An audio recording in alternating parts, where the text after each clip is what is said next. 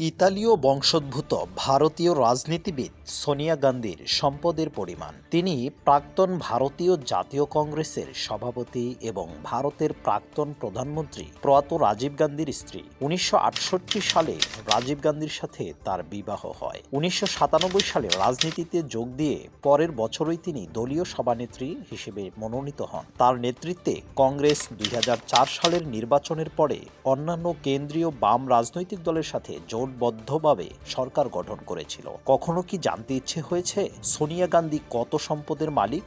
আসুন এখন সেটাই জেনে নেই। কংগ্রেস ক্ষমতায় না থাকলেও গত ৫ বছরে দলটির সাবেক সভানেত্রীর সম্পত্তির পরিমাণ বেড়েছে খুব কম হারে। সোনার গয়না থেকে শুরু করে ইতালির বাড়ির ভাগ এবং উত্তরাধিকার সূত্রে পাওয়া সম্পত্তি সব মিলিয়ে ২০১৯ থেকে ২০২৪ সালে সম্পত্তি ৫.৮৯% বৃদ্ধি পেয়েছে। গত বুধবার অর্থাৎ ১৪ ফেব্রুয়ারি সোনিয়া গান্ধী তার মনোনয়নপত্র জমা দিয়েছেন রাজস্থানের রাজ্যসভার প্রার্থী হিসেবে। জমা দেওয়া সেই হলফনামা থেকে জানা গিয়েছে তার বর্তমান সম্পত্তির হিসাব। হলফনামার তথ্য অনুযায়ী সোনিয়া গান্ধীর মোট সম্পত্তির মূল্য ১২,৫৩,৭৬,৮২২ রুপি। তার মধ্যে তার অস্থাবর সম্পত্তি রয়েছে ৬,৩৮,১১,৪১৫ রুপির। এর মধ্যে রয়েছে নগদ অর্থ, সোনার গয়না, অক্সফোর্ড বিশ্ববিদ্যালয় থেকে পাওয়া রয়্যালটি, নানা রকম বিনিয়োগ থেকে প্রাপ্য অর্থ,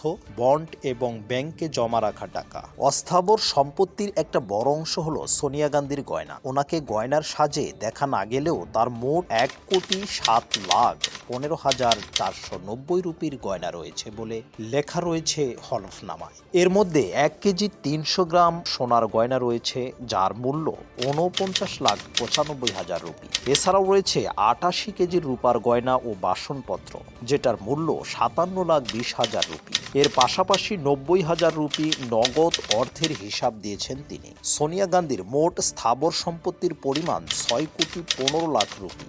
এর মধ্যে রয়েছে উত্তরাধিকার সূত্রে পাওয়া ইতালির বাড়িও। এই বাড়িতে সোনিয়ার ভাগের মূল্য ২৬,৮৪,০০০ রুপি। সোনিয়া গান্ধীর সম্পদের এই হিসাব নিয়ে আপনার মতামত জানাতে পারেন।